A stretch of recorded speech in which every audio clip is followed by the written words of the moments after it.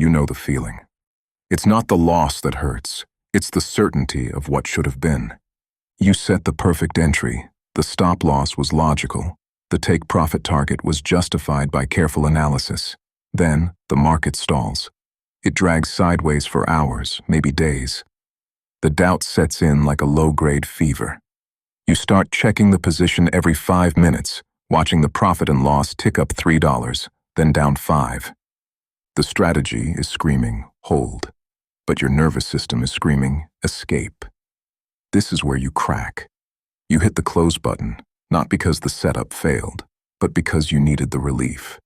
You needed the anxiety to stop.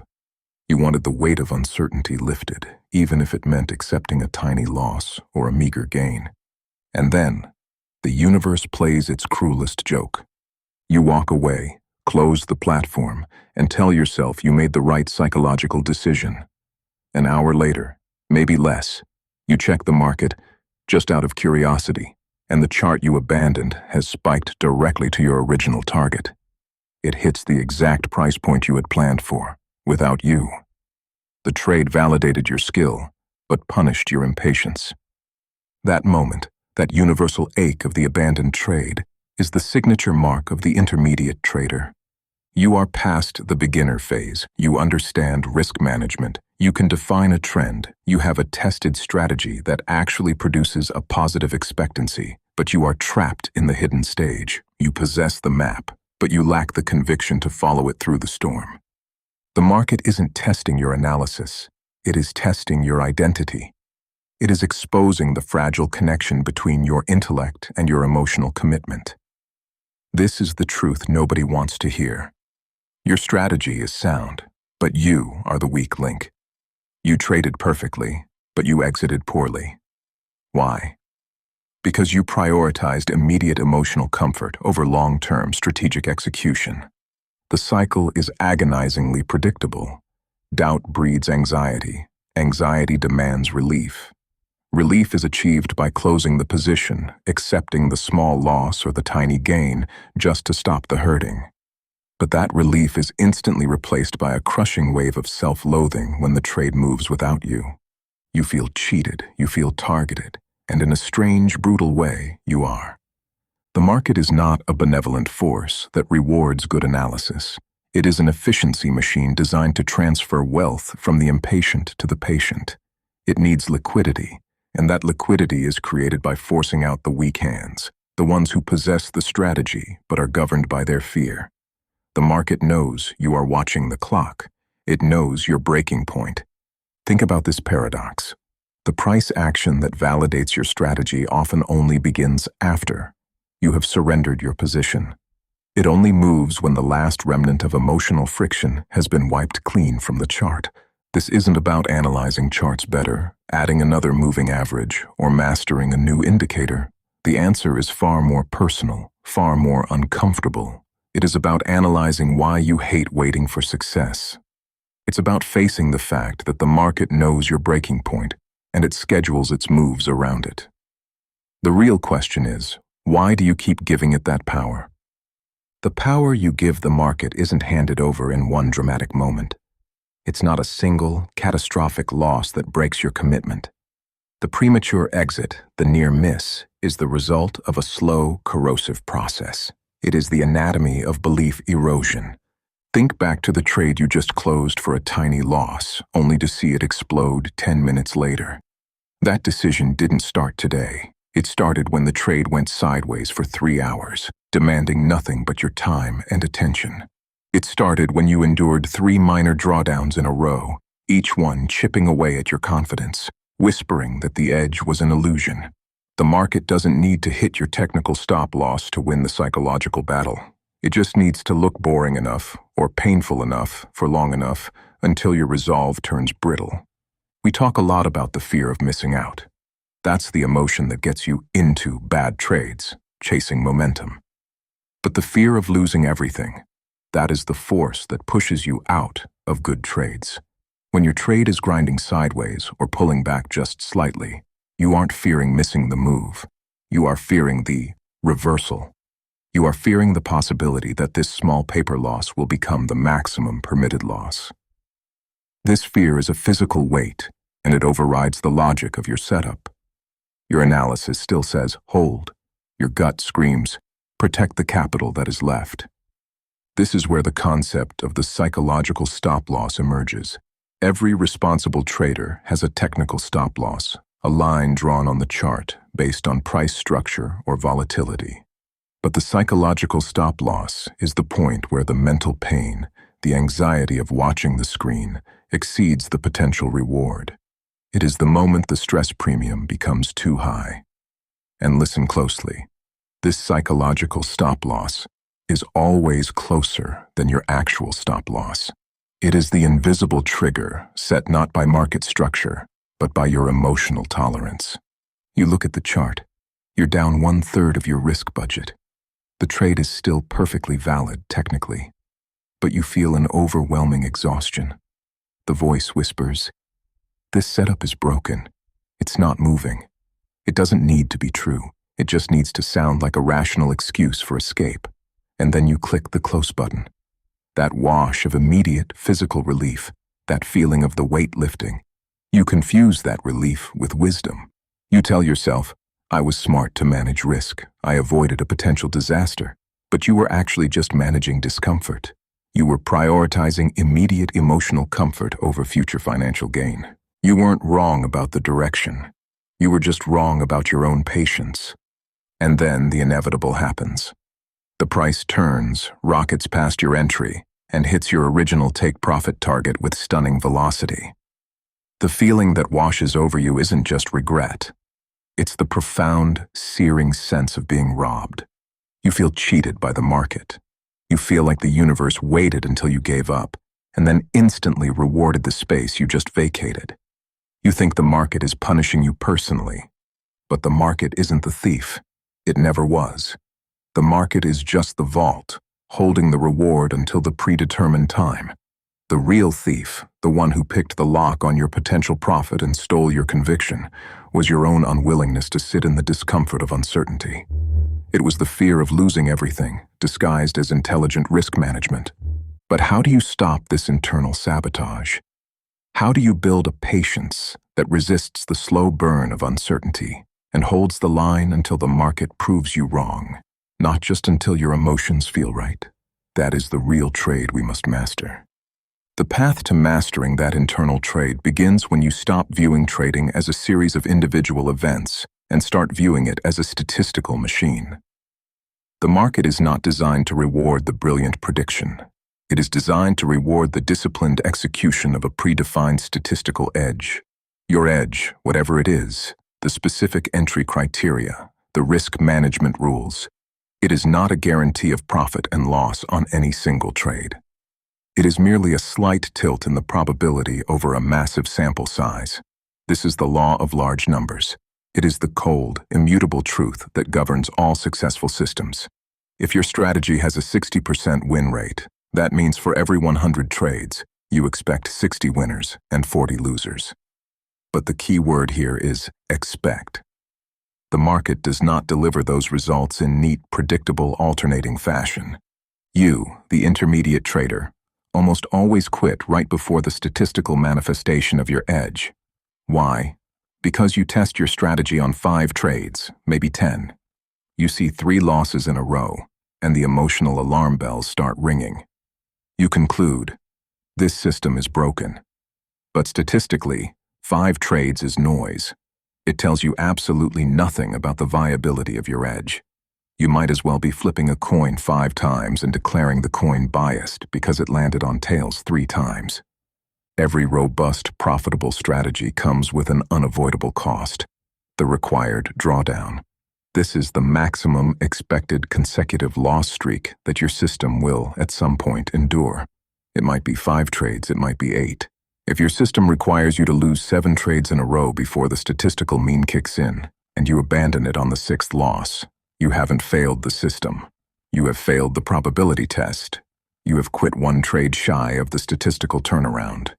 Think about the cumulative damage of strategy hopping. You start strategy A. You endure 4 losses. You panic. You scrap A and jump to strategy B, which looks cleaner, simpler. You take 2 trades, 1 winner, 1 loss, then another loss. You scrap B and jump to C. Every single time you abandon a strategy, you reset your statistical clock back to 0. You guarantee that you never reach the sample size required for the edge to kick in. You are constantly restarting the engine, but you never allow the car to get up to speed. You are perpetually stuck in the noisy, volatile, statistically irrelevant beginning of every system. This is why you feel like you are always chasing the next strategy, because you are, and the market knows it. The trades that define your year, the outlier winners that generate 50% of your annual profit and loss, are almost never the first trade you take. They are late. They are specifically designed by the mathematics of the market to offset the string of small, irritating losses that preceded them. If your system has a risk-to-reward ratio that targets a 1-to-3 return, that single winner is designed to cover the 3 or 4 preceding 1-unit losses. If you quit after loss number 3, you do not just skip the 4th loss. You skip the massive winner that was statistically obligated to follow. You took the pain, but you refused the reward. The market is designed to reward monotony. If you cannot tolerate the boredom of repetition, if you cannot sit through the required statistical drawdown, you cannot claim the reward of consistency. You must internalize this profound paradox.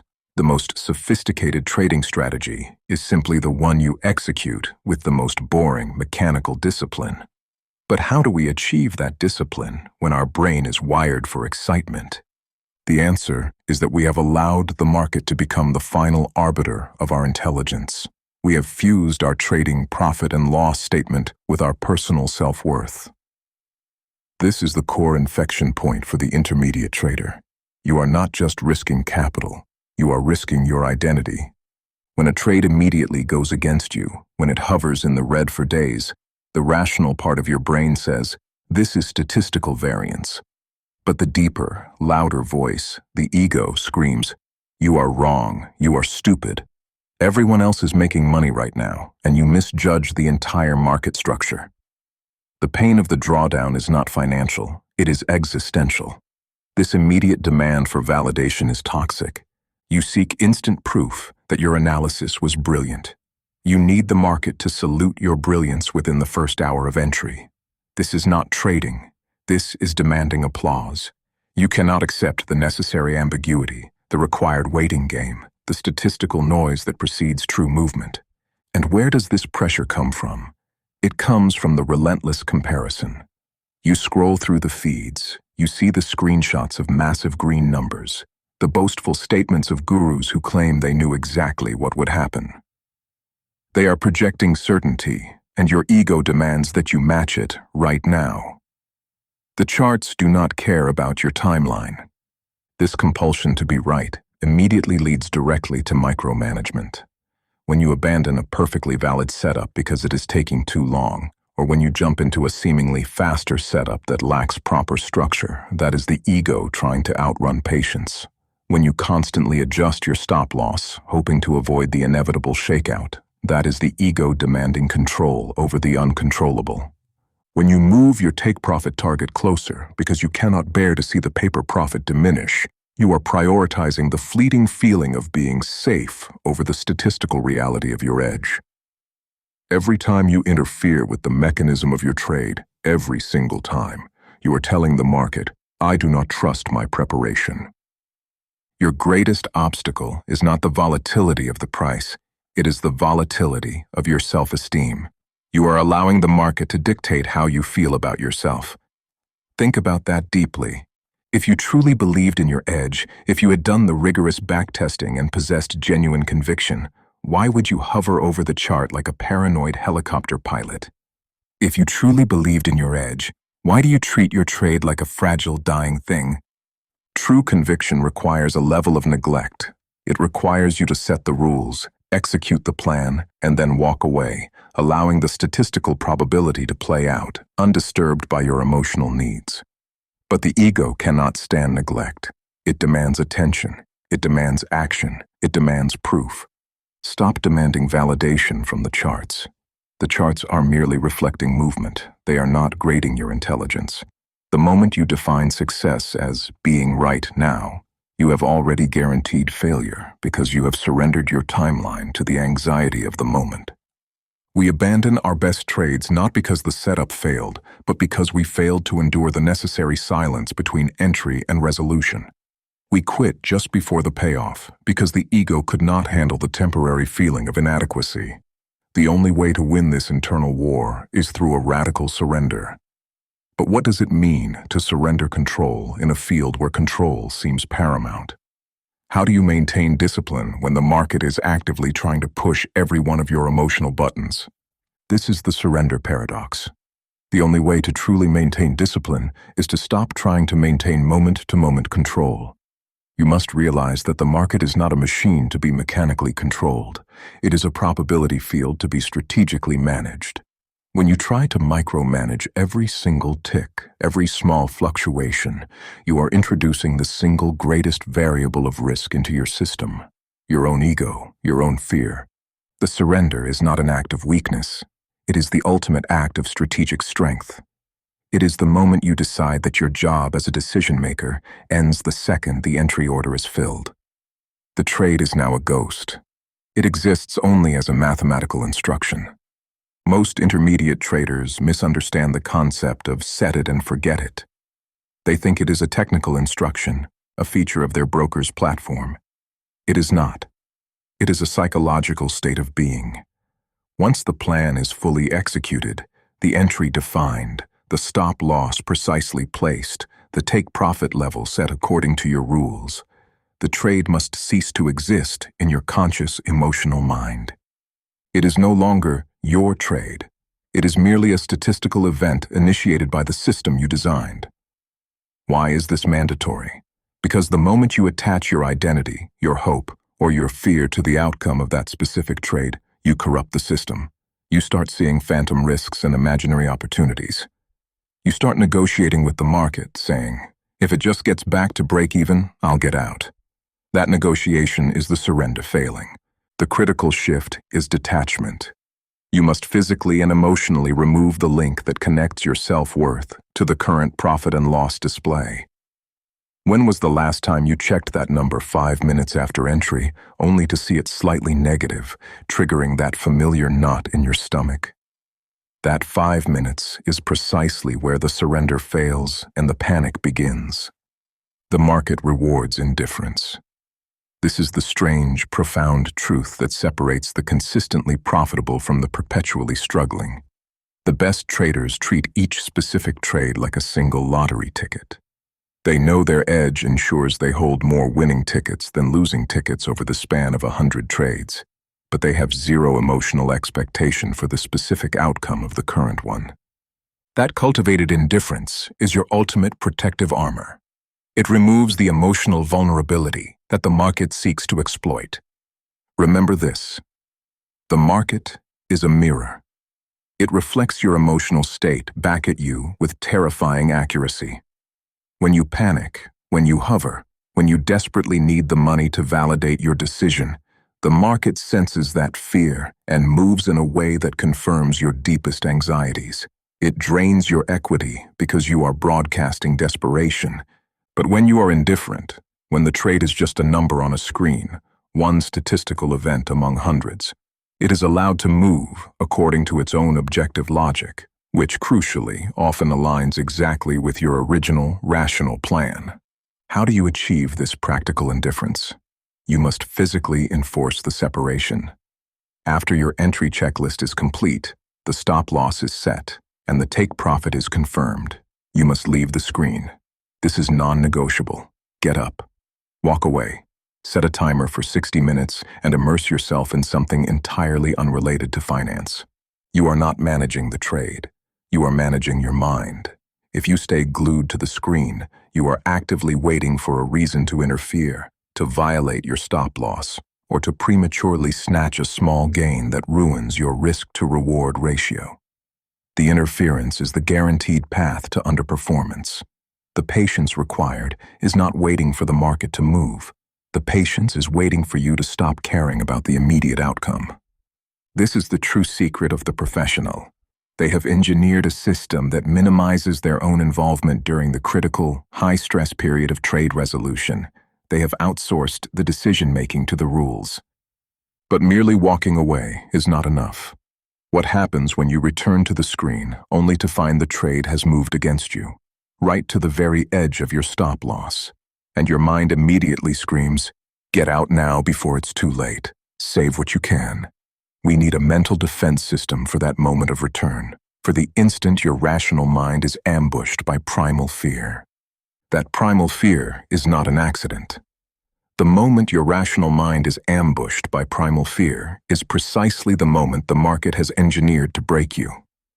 The market is not a random chaotic entity. It is a commitment test. It is designed to find your exact breaking point, right before the reward is delivered. Think about the most frustrating trade you've ever taken. It was probably the one that sat there, sideways, doing absolutely nothing for days or even weeks. It held your capital hostage. It eroded your patience. This prolonged sideways movement is not a failure of your analysis. It is the market confirming the setup is valid and building pressure. Why does the market need this period of stagnation and frustration? Because the massive, profitable moves, the ones that pay for the year, require vast amounts of liquidity. And where does that liquidity come from? It comes from you. It comes from the frustrated retail trader who finally throws in the towel, saying, "I'm tired of waiting. I'll just take this small loss and move on." That surrender, that abandonment of conviction, is the fuel for the institutional push. They need you to surrender your position, often at the exact price point they want to enter, or accelerate their own moves. To ensure you quit, the market employs what we call the whipsaw dance. It's not just sideways, it's painfully sideways. It gives you small, agonizing fake-outs, tiny, sharp movements against your position, designed not to hit your technical stop-loss, but to trigger your psychological stop-loss. It confirms your deepest self-doubt. You see the price move against you 2 or 3 times, and your inner monologue screams, "See? I knew this wasn't going to work. My bias must be wrong." That feeling of confirmation bias, validating your fear, is the final psychological trigger before the real move begins. It is the market confirming that your conviction is purely conditional. If you want to capture the large moves, you must be willing to endure the small, agonizing movements that precede them. That is the price of admission. The required mental shift is profound. Stop viewing sideways action, or the testing of your stop-loss boundaries, as a failure of your strategy. Start viewing it as the market confirming that the setup is still valid and that the pressure is now building to an unsustainable point. The longer the market coils, the harder it is testing commitment, the more violent the eventual release will be. Do you trust your analysis only when the market is rewarding you immediately? Or do you trust it when the market is actively trying to shake you off the back of the horse? This is where the difference between the professional and the amateur is forged. The amateur confuses waiting with losing. The professional understands that waiting is the highest form of action. Imagine you are digging for gold. You have geological data, you have mapped the area, and you know the vein is deep, but it is there. You dig for days. The dirt is hard, the sun is beating down, and you hit layer after layer of frustrating, unproductive rock. You are exhausted. You are 5 inches from hitting the main vein, but because the work is hard, because the progress has halted, you drop the shovel and walk away, declaring the whole project a failure. Trading conviction is knowing how deep your hole needs to be before you start. It is the ability to keep digging when the dirt is the hardest. Most traders quit 5 minutes before the bell rings, $5 before the breakout, 5 inches before the gold. Why? Because the market uses boredom and frustration as a weapon far more effective than catastrophic loss. Catastrophic loss teaches you a lesson quickly. Frustration drains your soul slowly. The market is not interested in your intelligence. It is interested in your staying power. It tests your commitment by making you pay the price in time and emotional capital, long before you pay the price in dollars. The deepest truth of trading is that every major reward is preceded by a major test of endurance. But endurance alone is not enough. You can endure pain foolishly. You must learn how to differentiate between a valid test of commitment and a genuine failure of your foundational thesis. You must learn when the market is testing your character and when it is simply telling you that you are wrong. How do we build that intellectual immunity? How do we hold conviction without becoming blindly stubborn? The answer lies in mastering the art of the intentional surrender. The intentional surrender is not giving up on the market. It is giving up on the need for immediate validation. It is the final, brutal, emotional hurdle the market demands you overcome before it pays you. This is why your best trades always happen after you quit them. You quit monitoring, you quit obsessing, and in that act of surrender, you finally stop interfering with the statistical edge you spent months building. You must stop identifying as a trader who analyzes charts. That identity is too fragile. It ties your ego directly to the immediate price action. If the price goes against you, your identity feels threatened. Instead, you must assume the identity of a statistical manager of risk. Your job is not to predict the future. Your job is to execute a mathematically favorable contract. That is the only contract that matters. This is the difference between an amateur gambler and a professional portfolio architect. When we talk about conviction in trading, most people think it means a feeling of overwhelming certainty. They believe conviction is the feeling that the price must go up because their analysis is perfect. This is a lie. That feeling is just ego dressed up in technical analysis. True conviction is far more stoic. True conviction is the willingness to execute the statistical plan, to honor the entry, the stop loss, and the take profit, even when the immediate profit and loss is telling you, aggressively, that you are wrong. The market is not testing your analysis. It is testing your resolve. It will attempt to shake you out the moment you enter, often pushing just close enough to your stop loss to trigger that primal fear, demanding that you override your statistical mandate with emotional panic. If you flinch, if you move your stop loss, if you close the trade early because you cannot bear the heat, you have failed the test. You have proven to the market, and more importantly to yourself, that your emotional state is stronger than your written plan. Integrating this conviction into your identity requires physical separation. Your trading plan must become a binding contract that cannot be modified by immediate emotion. Before you hit the execute button, you must run a mandatory checklist. Is the risk defined? Is the position size correct? Does this entry adhere strictly to the rules? Yes or no? If the answer is yes, the next item on that checklist is mandatory. Step away from the screen. Not for 5 minutes, not until the trade is in profit, but for a predetermined period of time that physically prevents you from micromanaging the noise. You are no longer watching the chaos. You are managing the statistics. This is the moment of your final vow. You made the decision. You placed the bet. Now, you must trust the process and let the statistics play out. Your involvement is now detrimental. The temptation to check the chart, to fiddle with the stop loss, to take a small profit because you fear losing the gain. This is the market's final seductive whisper, begging you to invalidate your edge. The journey to consistency is the journey from needing to be right to being okay with being patient. It is the surrender of outcome. You are not waiting for the market to validate your ego. You are waiting for the statistical edge to resolve itself. How many times will you pay the entry fee, only to walk away from the theater right before the climax? The stage is set. All you have to do now is wait for the curtain to rise. The market transfers wealth from the impatient to the patient, and true patience requires radical detachment. This is the core lesson of Marcus Aurelius's Meditations. This isn't a theory book. It's a private journal written by an emperor under immense pressure, reminding himself how to remain composed when facing intense pain, loss, or chronic illness. His Stoic principles are a blueprint for cultivating the indifference the market rewards, teaching you how to separate your identity from the volatility of your P&L and how to accept what you cannot change. The 2025 edition, translated by Rowan Ashworth, is a clear, compelling guide to building that inner strength.